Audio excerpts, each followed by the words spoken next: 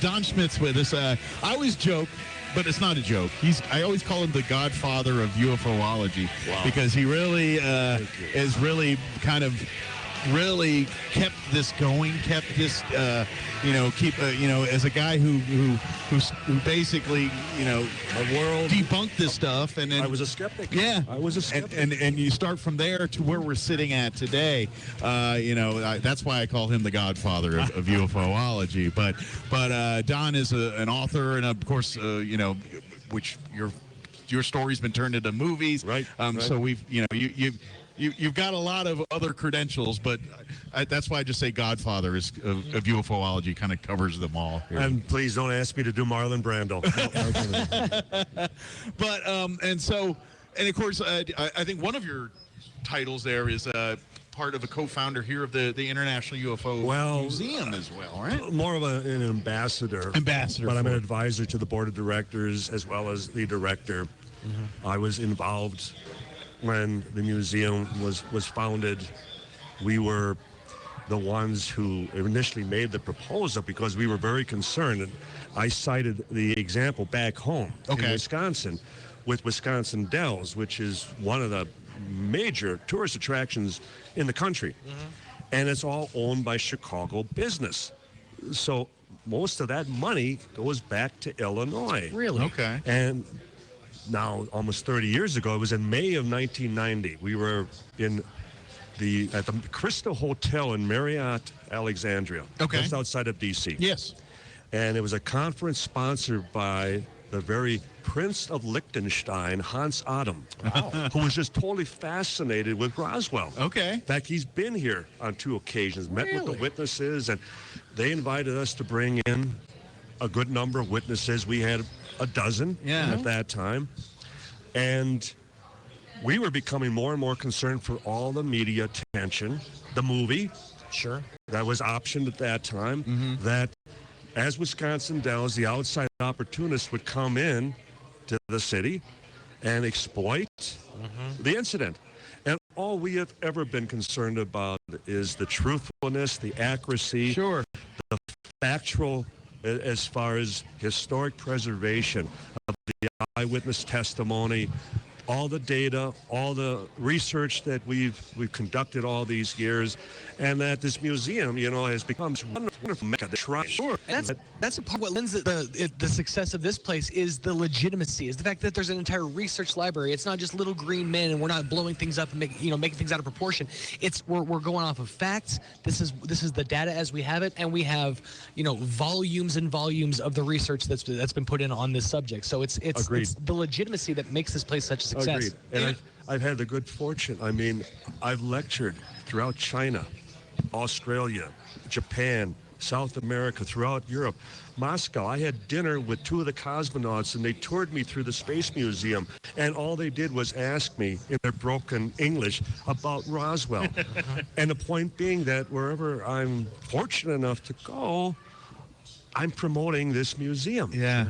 And it's not where I was ever hired or assigned to do that, but by default it just kind of happened. It's like, but we see this as my baby in many respects, and because certainly the case, as it was handed off to us by the late Stanton Friedman, the nuclear physicist, who was a dear friend. Yeah, he really carried this baton for so many years. Absolutely, and the fact that when he pretty much, and he wrote the foreword to, it was the very last thing that he wrote before he died, and it was the foreword to one of our books.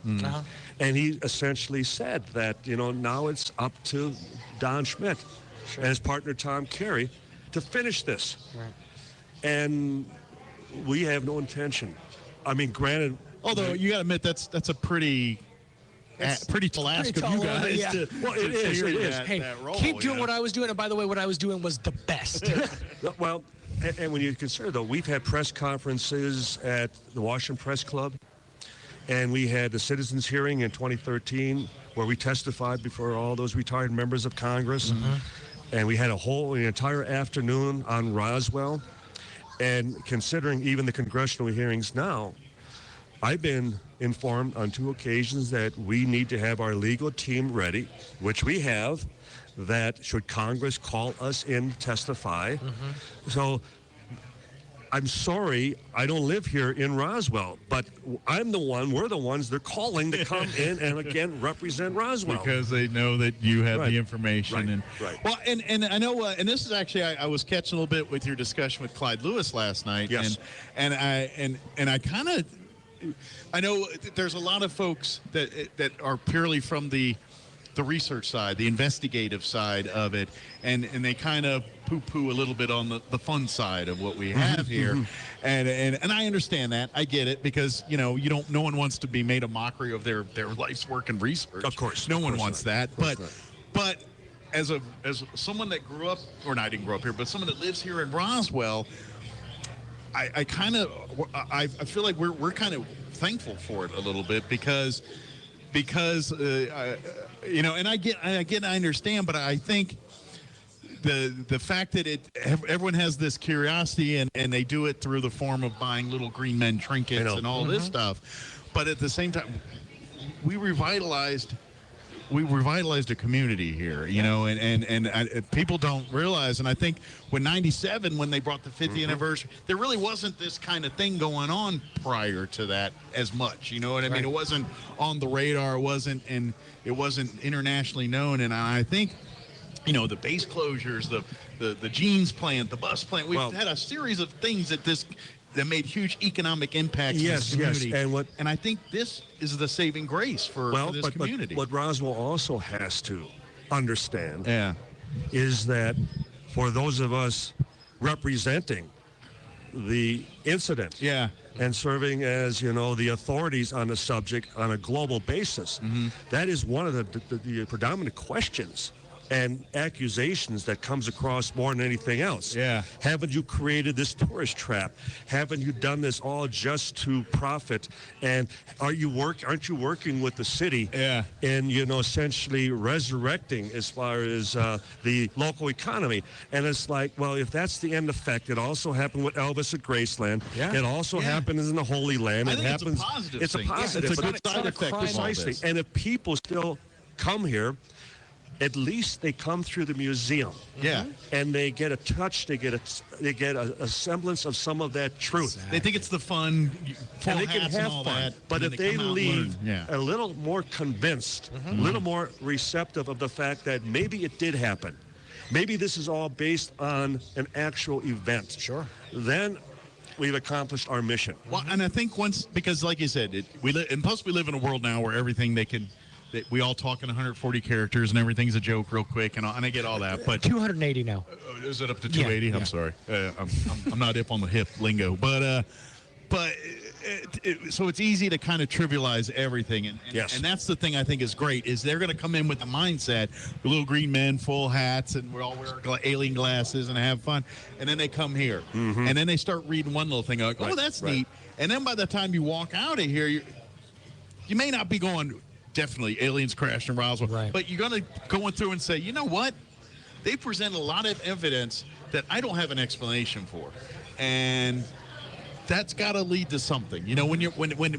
When scientists are studying stuff out there and finding minerals and things that don't exist on this planet, how do you explain that? You know what I mean? How or are things that we can't replicate here on Earth? Well, one of the things, for example, I've led 5 of the archaeological digs in the crash site, because we're still, conducting scientific research, trying to find, a piece of our holy grail, so to speak. Yeah. And there have been fragments that have been discovered, and they contain elements that, albeit indigenous to here, planet Earth, but they're not of a registered alloy anywhere on the planet. And one in particular, it's a combination. It's mostly aluminum, but it also contains molybdenum, which is a hardening agent strictly for steel. That if you combine it with aluminum, it makes it as brittle as glass. But yet there it is, 3% molybdenum. Yeah. And so it doesn't prove it's extraterrestrial, but it's not curious. normal. It's not normal. Yeah. And so that's why the investigation remains fluid. Well, and I know I'm changing subjects, but same genre. I was watching Travis Walton's documentary about, of course, look up Fire in the Sky, and he's here, by the way. That's right. But I was watching his documentary a while ago, and one of the things that whatever you think of his story, the one thing that always gets me, you can't explain, when they go to that site today, which I've been to in Arizona, the trees in that area aren't the same. Everything is different. Right. There's the rings are different during that time period when they cut. They this slice is something a that tree, was 50 years ago. The rings of the tree are different. From 1975 when the incident happened. See, how do you explain that? I know. That's precisely, and that's the science. Yeah. Now, that's what we're always looking for, something that we can take into a lab beyond eyewitness testimony. But then we should never forget the fact that all of recorded history is based on eyewitness observation, eyewitness testimony. And then it comes down to the historians, the researchers, the investigators to determine what is accurate, what is not. Yeah. And the fact that we've interviewed over 600 witnesses directly or indirectly involved with this incident in 1947. And it's amazing. It's as though they're all reading from the same script, or they're simply recalling, recounting what happened. They're just describing it. Too weird to have that many people precisely have without that contradiction in And let's face it, all 600 people are probably people that you trust, people that, just we don't think of them as crackpots or crazy. No. And to their very deathbeds, their very deathbeds, which are admissible in a court of law. And again, most science is to have a preconceived theory and then set out to prove it. Sure. There's nothing scientific about that. Yeah. Whereas in my case, as a skeptic, to make a full turn, to make a full 180-degree reversal in that position, what it took to do that. Sure. And it didn't take much, because all it required was the believability of the eyewitnesses and their descriptions of the material, the wreckage, and how consistent and how extraordinary that they described it. One of the women involved, that when she was showing a piece of the memory material, and she was a young teenage girl at the time, and she was on one of the outlying ranches, and she watched one of the ranch hands displaying this piece, and every time he would crumble it and then release his grip, it would flow like water between his fingers. And her reaction was, my God, wouldn't it be wonderful if clothes would be made of such material? I would never have to iron again. Again, a very human response, and nonetheless, it's a wonderful visual. We all relate it in our own personal experience. Right, right. Absolutely. Yeah, there's that, and like I said, I've never been experienced, I've never seen anything, but there's too many people that have too many stories and too many things that corroborate to say there's something out here. There's something going on, The universe is far too vast for us to be by ourselves here. That's the other thing. And I know Don's got to go here, but all the universe is vast and huge, and to think we're the only intelligent. Precisely. That's very obtuse thinking. Even that summer of 1947, the Vatican issued a statement which read, "It was the position of the church that the universe is most likely teeming with other creations."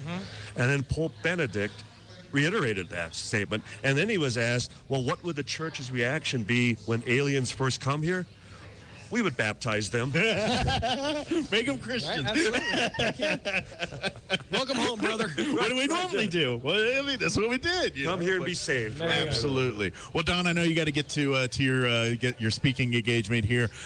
Please check the schedule here. Don and some other many wonderful and like all these people we're talking great about. Speakers, they're here talking about this stuff. And full range of UFO information, morning till evening. Absolutely. And that's what it's all about. Absolutely. And Don, thank you very much for joining us. Thanks for having me. As again. always, thank great. you for keeping it, and thank you for being the ambassador for this, because I really do believe that your efforts have really kept this going. Well, like, especially now that we no longer have the luxury of Stan Freeman here with us. And as he told me, finish it. There you go.